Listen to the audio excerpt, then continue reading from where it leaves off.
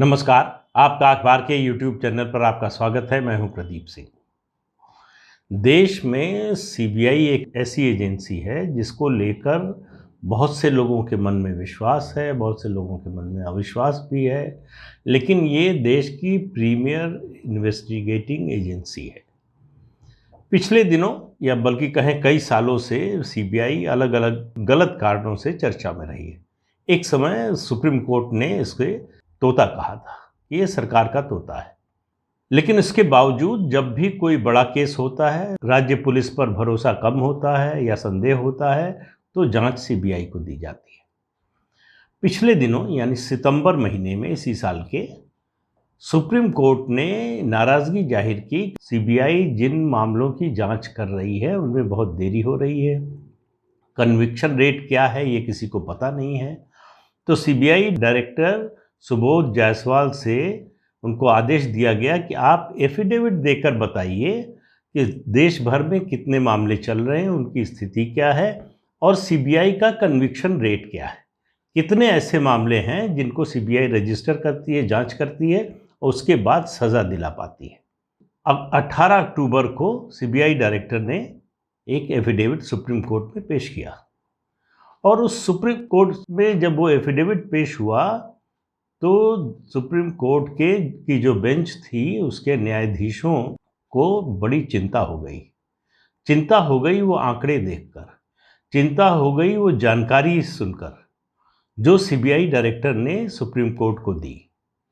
और उसका नतीजा ये हुआ कि सुप्रीम कोर्ट की उस बेंच ने ये कहा कि हम स्वतः संज्ञान लेकर सुओ मोटो इस मामले को पीआईएल में बदल रहे हैं, पीआईएल रजिस्टर कर रहे हैं और कहा कि ये पूरा मामला जो है चीफ जस्टिस ऑफ इंडिया को रेफर कर दिया जाए कि वो आगे इस मामले में कार्रवाई करें। अब आप कहेंगे मामला क्या है, उससे पहले बता दूं सीबीआई का थोड़ा सा अतीत। दरअसल स्पेशल पुलिस एस्टेब्लिशमेंट बना था 1941 में और वो बना था द्वितीय विश्व युद्ध में के समय खरीद फरोख्त हुई थी, उन सब चीज़ों में जो भ्रष्टाचार हुआ उसकी जांच के लिए। तो उसकी जांच का काम ये स्पेशल पुलिस एस्टेब्लिशमेंट करता था। फिर 1946 में गवर्नमेंट ऑफ इंडिया के एक नोटिफिकेशन से दिल्ली पुलिस एस्टेब्लिशमेंट एक्ट बना। वो इसलिए बना कि ये महसूस किया गया कि केंद्रीय कर्मचारियों में जो भ्रष्टाचार है उसकी जांच के लिए कोई एजेंसी होनी चाहिए।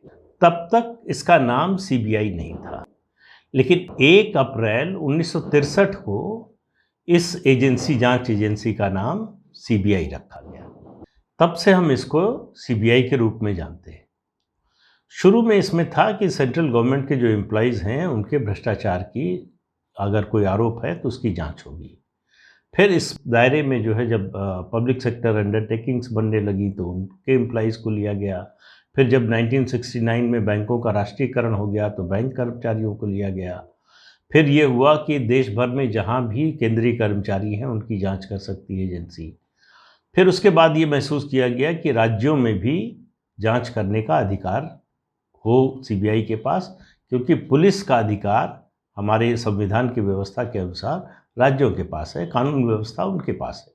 तो राज्यों के लिए एक इस जो दिल्ली स्पेशल पुलिस एस्टेब्लिशमेंट था उसमें धारा 6 जोड़ी गई और उसमें कहा गया कि जनरल कंसेंट जो है इस धारा के आधार पर सीबीआई को मिलेगी सभी राज्यों से। तो ये सीबीआई को हर मामले में इजाज़त लेने की ज़रूरत नहीं पड़ेगी राज्य से, अगर उस राज्य में कोई इस तरह का क्राइम हुआ है उसकी जांच के लिए। अब मामला आता है कि सुप्रीम कोर्ट में क्या मामला है।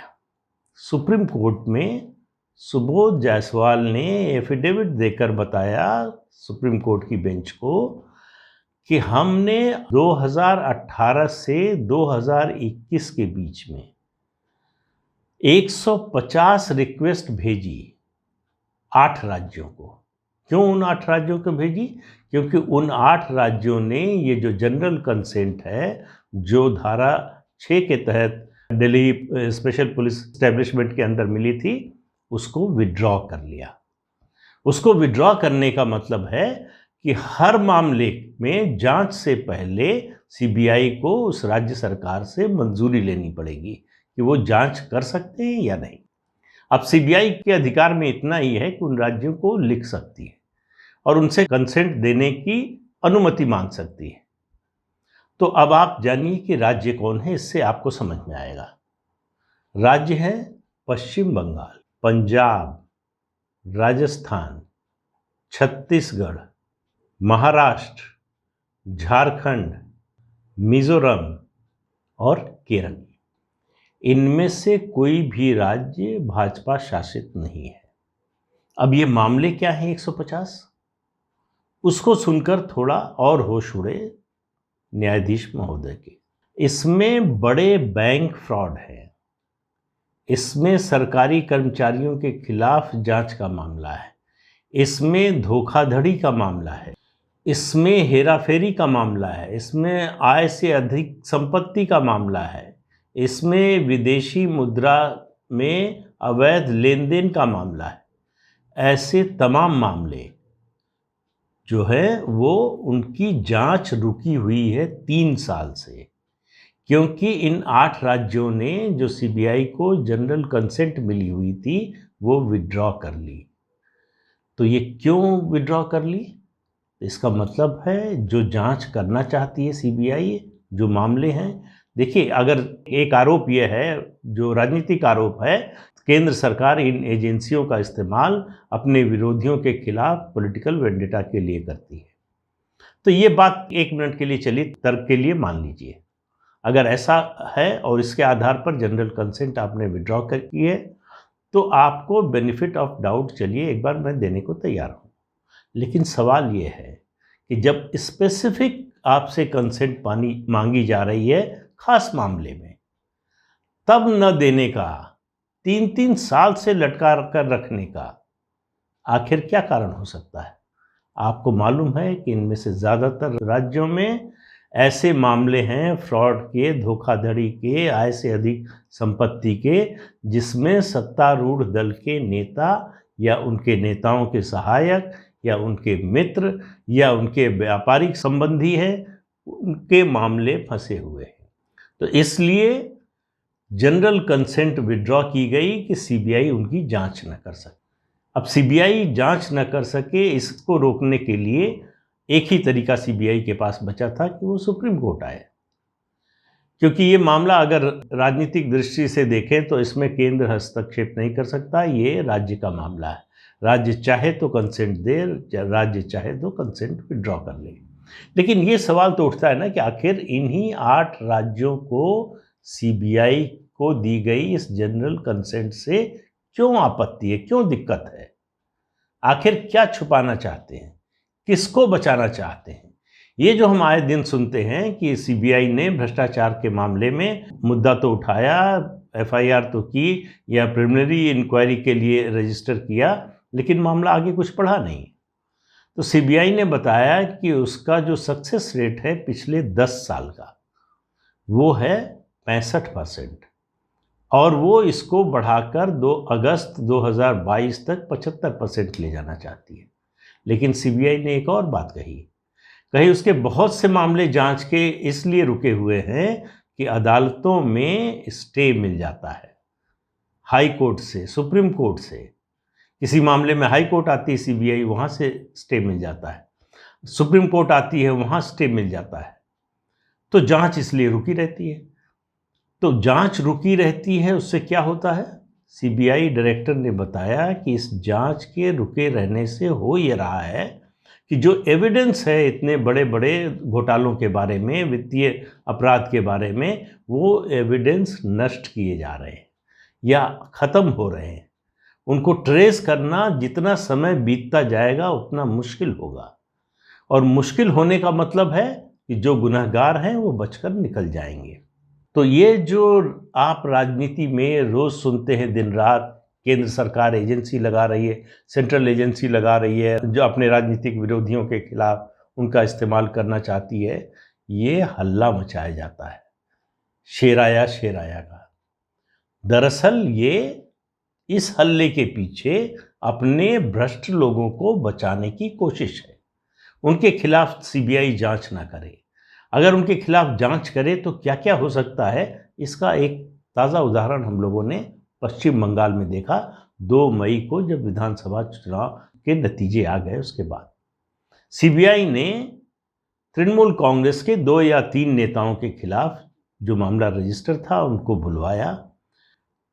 प्रदेश की मुख्यमंत्री सीबीआई दफ्तर के बाहर धरने पर बैठ गई कि उनको लेकर जाएंगे। आखिर में सीबीआई को गुहार लगानी पड़ी कलकत्ता हाई कोर्ट से, चीफ जस्टिस से, वहां से प्रोटेक्शन मिला। फिर मामला गया सुप्रीम कोर्ट में। सुप्रीम कोर्ट ने कहा सीबीआई से कि अगर इस मामले में आप चाहें तो मुख्यमंत्री ममता बनर्जी के खिलाफ कार्रवाई कर सकते हैं। सीबीआई ने कुछ नहीं किया और मुझे लगता है वो कर भी नहीं सकती है, क्योंकि सीबीआई के पास स्टेट पुलिस के अधिकार नहीं है। जब तक मामला कोई भ्रष्टाचार का या इस तरह के अपराध का न हो, तब तक सीबीआई कोई जांच नहीं कर सकती है। तो ममता बनर्जी के खिलाफ कुछ नहीं हुआ, लेकिन सुप्रीम कोर्ट से स्ट्रिक्चर्स पास हुए। मामले की सुनवाई चीफ जस्टिस की निगरानी में हो रही है। 5 जजों की बेंच के पास था, उसके बाद फिर दूसरे जजों के पास गया, उन सब मामलों की जांच हो रही है। तो अब अगर तृणमूल कांग्रेस के मंत्री, विधायक, सांसद घोटालों में फंसेंगे तो सीबीआई तोता है नरेंद्र मोदी की सरकार का, ये हल्ला मचाने से एक पॉलिटिकल फ़ायदा मिलता है। उस अपराध को कम करने का, उस अपराध को फर्जी साबित करने का, उस अपराध से बच निकलने का कि हमने किया नहीं है, हमको फंसाया जा रहा है। अगर आप ज़ोर ज़ोर से रोज़ ये बात बोलेंगे तो जो 10 लोग सुनेंगे तो उनमें से 2, 3, 4 ऐसे निकल ही आएंगे जिनको लगेगा कुछ तो मामला है, ज़रूर होगा, क्योंकि विरोधी है, हरा दिया तो इसलिए कर रहे हैं। इसी तरह का मामला महाराष्ट्र में है। उद्धव सरकार नहीं चाहती, और महाराष्ट्र में तो घोटालों का वो तो मतलब एक तरह से कहिए सागर ही है। वहाँ आप जहाँ उठाइए वहाँ जो है आपको घोटाला कोई ना कोई मिल जाएगा। यही स्थिति है पंजाब में। पंजाब के बारे में अभी तो उनके पूर्व मुख्यमंत्री कैप्टन अमरिंदर सिंह ने कहा कि खनन के मामले में, ड्रग के मामले में बहुत से लोगों के खिलाफ मामले हैं, वो जानते हैं, लेकिन सरकार पर असर न पड़े इसलिए वो चुप रहे। तो आप इससे अंदाज़ा लगा लीजिए कि क्या चल रहा है राज्यों में। तो भ्रष्टाचार के खिलाफ जब भी हमला होगा, जांच होगी, उसका पता लगाने की कोशिश होगी, उसके तह में जाने की कोशिश होगी, तो राजनीतिक दलों के लोगों के खिलाफ ये सब होगा। उनके पास बचाव का एक ही रास्ता बचता है कि हम राजनीतिक विरोधी हैं, इसलिए हमारे साथ ऐसा किया जा रहा है। ये मामला सुप्रीम कोर्ट की बेंच ने भेज दिया है चीफ जस्टिस ऑफ इंडिया को। तो उम्मीद करनी चाहिए कि चीफ जस्टिस ऑफ इंडिया के यहाँ से इस मामले का जल्दी और त्वरित निपटारा होगा कोई। हालांकि सीबीआई को भी छोड़ा नहीं सुप्रीम कोर्ट ने। सीबीआई ने भी कई मामलों में अपील करने में देर की सुप्रीम कोर्ट में या हायर कोर्ट में, उसके लिए 25,000 रुपये का जुर्माना भी लगाया गया। तो सीबीआई तो पकड़ में है, आपने जुर्माना लगा दिया, लेकिन उन राज्य सरकारों का क्या जो 3-3 साल से फ्रॉड के मामलों को दबाए हुए हैं, जिनकी जांच नहीं होने दे रहे हैं, जिनमें एविडेंस नष्ट किया जा रहा है या ख़त्म हो रहा है, उसकी जिम्मेदारी किसकी होगी? क्या कोई जवाबदेही सुप्रीम कोर्ट की ओर से तय की जाएगी, या ये सारा मामला जो है राजनीति के आरोप प्रत्यारोप में दबकर रह जाएगा? देश में अगर भ्रष्टाचार के खिलाफ प्रभावी कदम उठाए जाने हैं तो इन मामलों का जितनी जल्दी इन्वेस्टिगेशन हो, जितनी तेज़ी से हो, अदालत से इन पर फैसला जितनी तेज़ी से हो, उतना ज़्यादा सफलता मिलेगी, उतना ज़्यादा भ्रष्टाचारियों के मन में डर पैदा होगा, उतना ही भ्रष्टाचार को रोकने में मदद मिलेगी। लेकिन अब सवाल ये है कि भ्रष्टाचार को रोकने वाले ताकतवर साबित होते हैं या भ्रष्टाचार करने वाले। ये पूरा मुद्दा मैंने आपके सामने रख दिया, आप खुद तय कीजिए। तो आज के अंक में इतना ही, अगले अंक में फिर मिलेंगे किसी नए मुद्दे के साथ। तब तक के लिए इजाज़त दीजिए, नमस्कार। आपसे अनुरोध है कि ये चैनल देखिए, लाइक कीजिए, शेयर कीजिए और सब्सक्राइब ज़रूर कीजिए। नमस्कार।